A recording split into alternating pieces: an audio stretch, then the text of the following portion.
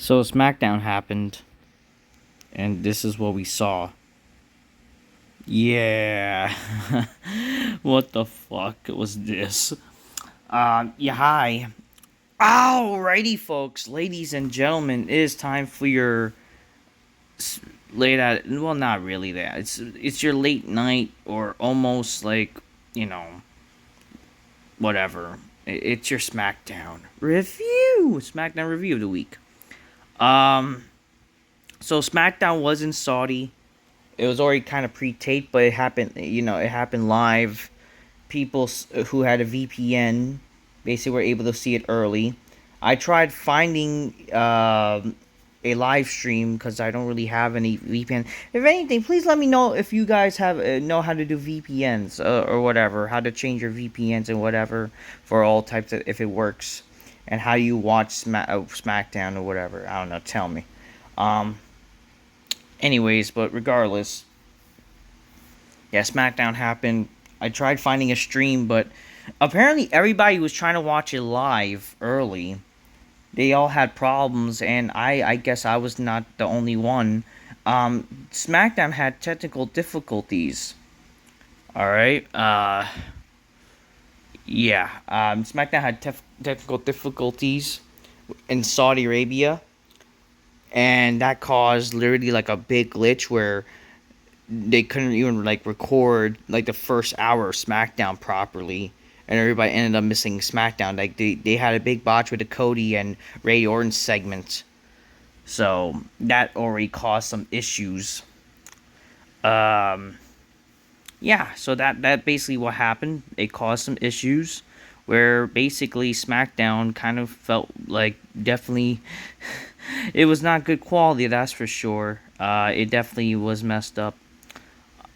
I don't know what else to really say about SmackDown. I mean, SmackDown in Saudi. I mean, I'm happy that they taped it early. I guess it gets you out of gets it out of the way to try to enjoy some life maybe later in the day. But to be fair, like it's not like I could have enjoyed the end of the day because here in New York, I'm not trying to be some weather guy. I don't know why everyone wants to talk about the weather, but I have to. I'm gonna make it as an excuse why I can enjoy today is because yeah, the weather was kind of like abnormally cold, and also a little damp with some rain.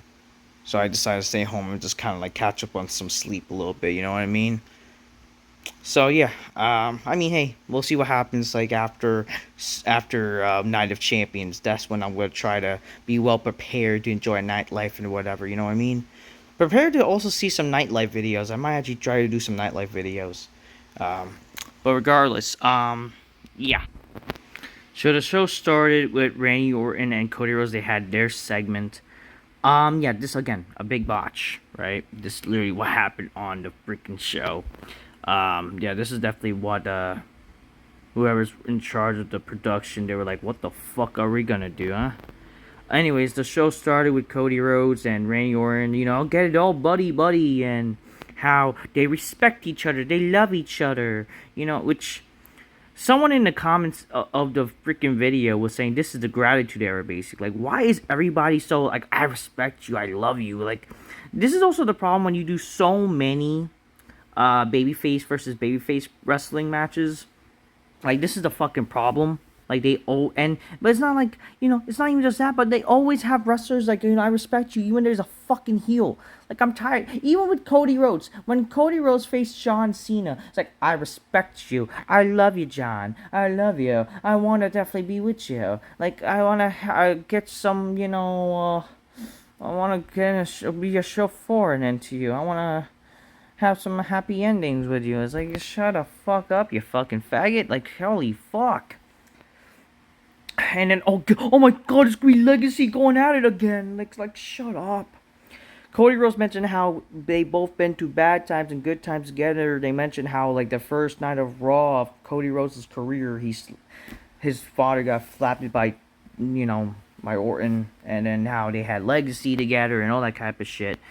Randy talks about how, I respect you, and, but I gotta win the King of the Ring because John Cena embarrassed me in my hometown. And Cody says, if anyone is as embarrassed as me, I gotta, I respect you. I love you, but I gotta be champion. I gotta earn my, shut the fuck up. Like, God, like, all these people do is, it's like, oh, I respect you. I respect here. I respect here. I mean, shut the fuck up.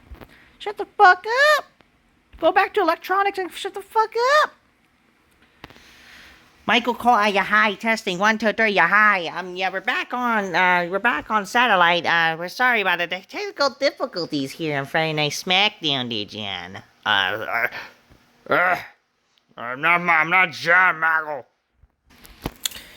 Oh yeah, how can I forget? So when WWE re-uploaded the the segment of Cody and Orton, they had to use like fan footage, I think, or somebody's computer, somebody's freaking phone. You never know. They had to reuse like footage or just record somebody else's footage to upload that segment because they literally messed up. And actually, during the live broadcast on the USA Network, under usual timing, that's what they actually ended up doing, because literally they messed up, unfortunately, so badly. Yeah, that's definitely a sad reality. Anyways, before the first match, Solo Sikoa says, this is his final chance to bring Jimmy Uso back to the family. Anyways, in the first match, JC Mateo defeats Jimmy Uso, and then like Jimmy, I don't know, gets attacked again, but then Solo Sikoa makes the save. It's whatever. DIY backstage, they're meeting with I don't know, Andrade, but then he's gonna have partners choosing. It's like whatever. Second match, Julia defeated Zelina Vega to win the Women's United States Championship. A lot of people I think are happy about this. I just kind of am like indifferent. Like, I don't hate Julia, but she clearly is not like having a reaction. It's also kind of funny. A lot of people are like, oh my god, Julia's gonna be the next big thing. I just kind of see her as like Asuka, like she rips off Asuka's entrance. You know what I mean? And not only that, like her like spark kind of fell away when hot ass Stephanie Vaquer got in WWE. So yeah, I don't think people really so much cares about Zelina Vega unless you're like a lot of these smarky wrestling fans and they have an Asian fetish.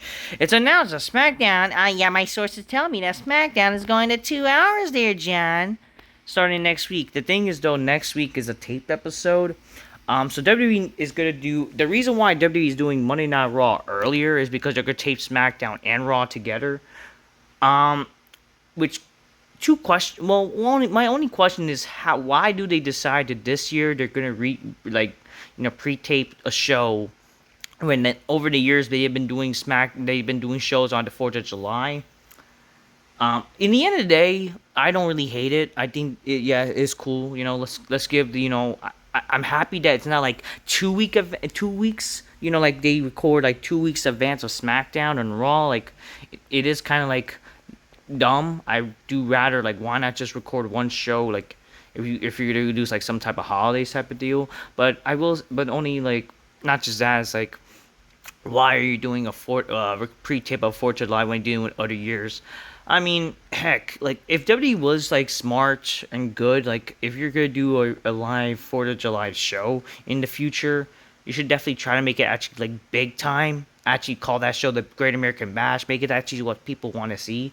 But again, that's what happens when you don't really make your shows must see, unfortunately. But hey, I guess I have no problem with them doing that. It's just they really got to hopefully make that show very exciting.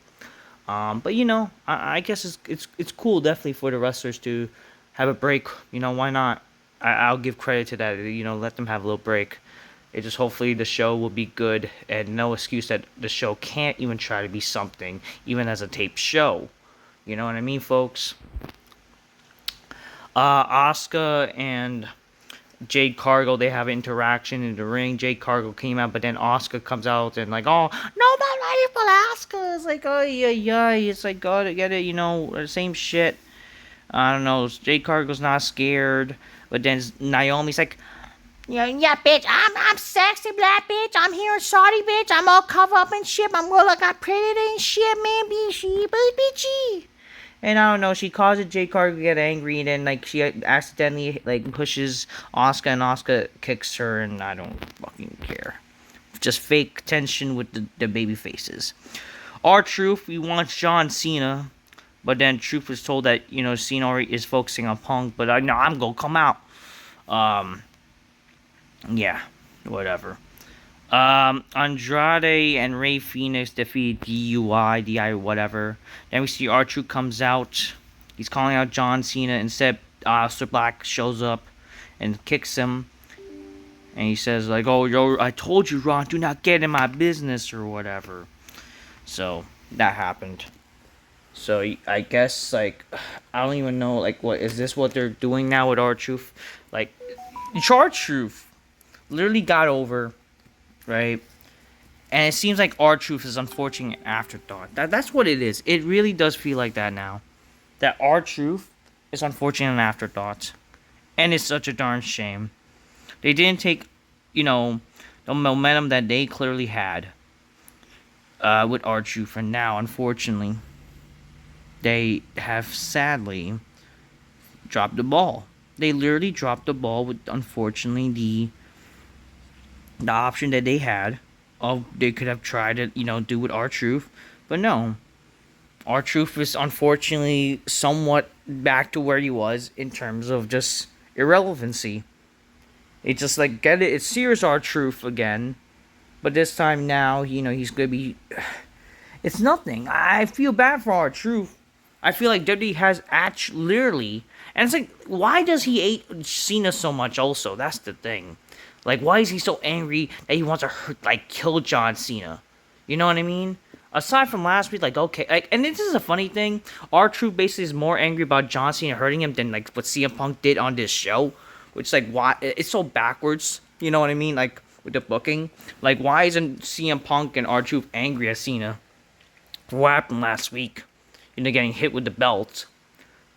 But not just that, it's like, R-Truth, like, why does he hate Cena so much, too?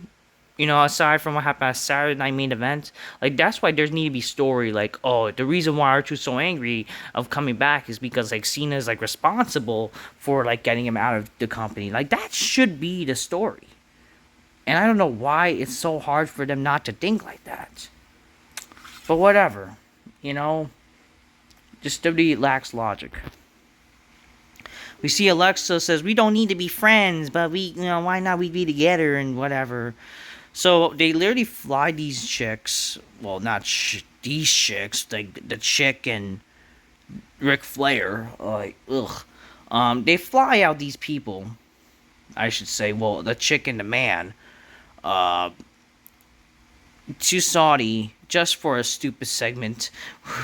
Where they're probably not even going to be on fucking the show. And it's like, whatever. I don't fucking know. I don't know. The Street Profits defeated the Whites. Well, they didn't defeat the White Six. The White Six retained. Well, whatever. The Street Profits retained by DQ because the Whites. I don't know. There was like some disqualification. All the stupid tag teams came out, and eventually we saw Uncle Howdy getting laid out, which is like, what a joke. I don't fucking care. I don't know. Then we see Priest, he goes to, Aleister Black. And he's like angry, yo, why you messing with my boy, R-Truth or whatever. And then we see Mello gets like, yo, man, don't you want to get in contact with R-Truth, man? Why you gotta be cool, man, shit. Nia Snax loses to Tiffany Stratton in the last women's standing match. I feel like it's like every last women's standing match is like the same fucking shit they do. I get it, it's a table spot and, whatever. I guess I'm just happy Tiffany won, I guess. Naomi tried to cash in, but eventually she didn't. I don't know. This match is just whatever. Okay, it's like the same shit we see always with women whenever they have like a women's title match. She's always the last woman standing, same type of shit. You know what I mean? And it's like we see Nia and Stratton happen many times for no real reason. I'm just happy. Like hopefully, like this is over. Jimmy and Jacob, they had like some respect type of shit, and eventually, I don't know. I guess they just respect each other because we your family too, man. Shit. Yeah. Then we see this. Yeah. Yeah, this happened. The champ is here. John Cena came out, said, take a look, Saudi, because this is what you're going to see with the last real champion. And eventually we see John Cena's music play, well, Punkanomics play, and it's Punk Life. Yeah, this happened. I don't know what to tell you. I get what Punk is doing. Like, trust me, I get what Punk is doing. I really do. I get what they're trying to do. They're trying to do what happened last week. You know, how Cena took, you know, what Punk did, right? But then, like, now, I get it. I get it. Don't get me wrong. I didn't hate this segment. It just, the only problem is it lacked a little bit of logic. Because again, okay, so Archer was angry at Cena, right? Why wasn't CM Punk angry at Cena? You know, the guy literally got laid out by Cena last week. You would think that he would be so fucking angry. Or at least mention it. Like, oh, you know, I'm going to wait till... Like, what they could have easily done is like, yo, I'm going to wait till what happened was going to happen tomorrow to make you pay. But you want to rip me off? I'm going to rip you off right now. He could have said that and then proceeded to do what, you know, the rip-off Cena shtick, right? But the problem with this segment, my only problem is... Like, I'm sorry, this was just laughable. I felt like this was just... I understand what CM Punk, what they're trying to do with CM. I get it. But just, it came off... It definitely did not fulfill, like, how it should have been. Like, it definitely was not even, like, close to what happened last week. Clearly not last week was a better segment. Okay? Last week was such a better segment with Cena. This segment, however, is just... It fell a little flat to me. And it just doesn't help that Punk did not even rap at all. It did not come off as a rap. It just, I'll get it, he rhymed certain things. It was like speaking poetry rather than actually rapping. So kind of failing at being a rapper. Anyways. Punk came out. The word says Punk Life is on the Titantron. I will say the stage does look good. I'll give credit to WWE. The stage does look good. You know, it's really because, again, you know, they're in a bigger arena and it's in Saudi. I will give credit to that. Like, the stage looks great. It really does. Okay? It's better than, like, how WWE would typically be. CM Punk says, yo, chick, this is basic Punkanomics, which I guess that's fine. Like, listen, it wasn't a completely terrible segment. There's things that rhyme. It just, he kind of failed at being actually a rapper gimmick. You know what I mean? Don't adjust your TV sets. Your eyes are just working just right. This clown plagiarized my pipe bomb, so now I'm stealing word life.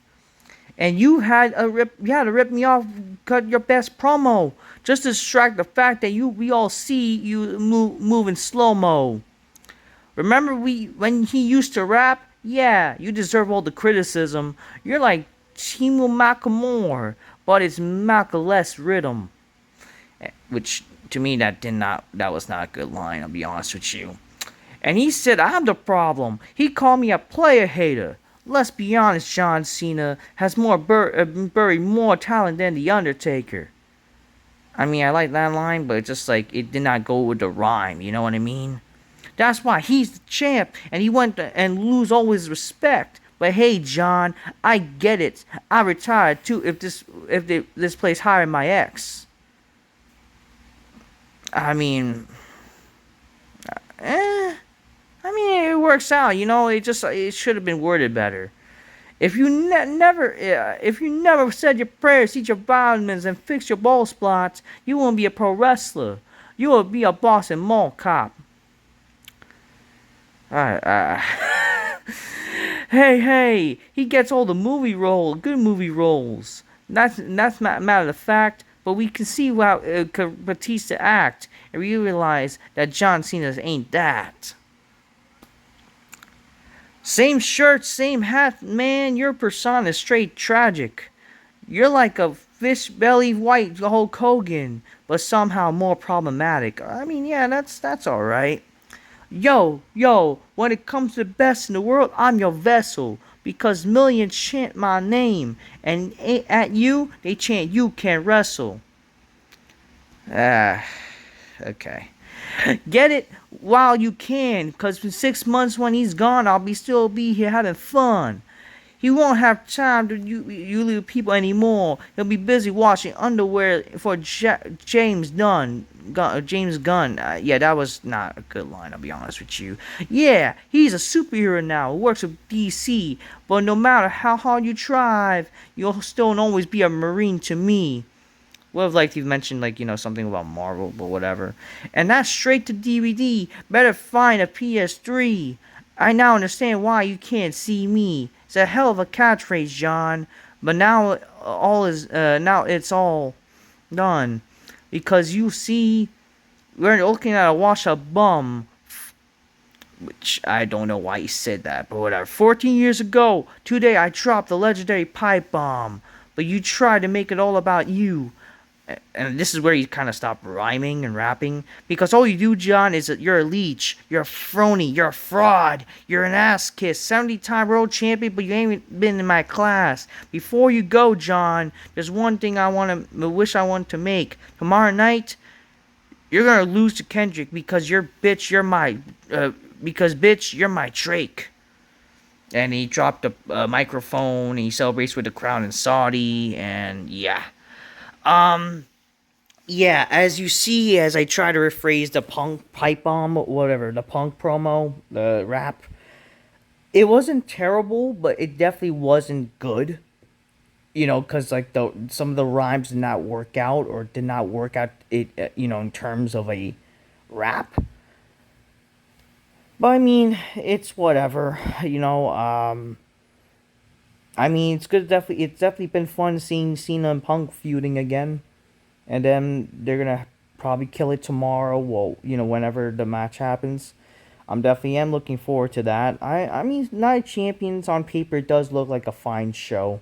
It's gonna be good to see a show on early afternoon, and then you could do whatever the fuck you guys want after the show, which is what I plan to do. I plan to definitely watch the show early and do what I want to do the night of. So yeah, regardless, this show definitely technical difficulties did not help the show. This show, it really kind of felt again more like a cruise ship. They are maintenance till Night of Champions. It just it had more potential. You have all the people there, right? That's gonna be on the show. This could have been a perfect time, just like the last time they had their go home show for Money in the Bank. You had all the people. I just didn't get why they didn't have all the people on the show too right before, Night of Champions. They literally have everybody. I just don't get. I just don't get why they didn't have everybody blow their wad at least. To just give us a little preview for tomorrow, and then we'll go from there. It should have felt more like a bigger go home show in all honesty, but regardless, it is what it is. I'm happy that they had Punk and Cena again. I guess at least they tried with Punk. Punk is somewhat loved and hate now because of the Saudi thing, but he apologized or whatever. I don't know. Again. So that was the only thing that was interesting of the show was the Punk Dugonomics gimmick, which kind of was just a little laughable in all honesty. Aside from this, the show kind of was just a flat show in all honesty. Last week was just much more of a better show, I would say. Yeah. Again, everybody respects each other. Everybody loves each other. And great. Oh wow. Some title matches happen on this show. So yeah, so much for Night of Champions, by the way, because literally this show was not Night of Champions at all. Whatever. I mean, if you're gonna start doing Night of Champions, this should have just been like night one, basically, of Night of Champions, right? And they could have just done like a night two thing. That's would have made some. I don't know, because I remember they used to do that with like what was it? They used to do that like back. I remember one night like they had a pandemic. They had a pandemic during the pandemic with NXT. Like they had Stand and Deliver on the Wednesday and the Thursday. I know it kind of cheapens the pay per view, but whatever. Who freaking cares at this point? Let them do what the fuck they want. Yeah. I don't know.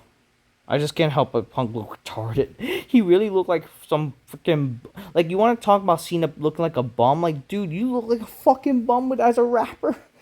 I don't freaking get it. Like, what a joke. Anyways, whatever. Yeah. I don't know. I can't help but Punk look like a fucking joke. It really does. All right. Yeah, that was SmackDown in Saudi. Till next time, peace. Yeah, bye. Flat show and Punk look like a fucking retard. Till next time, peace. Yeah, bye.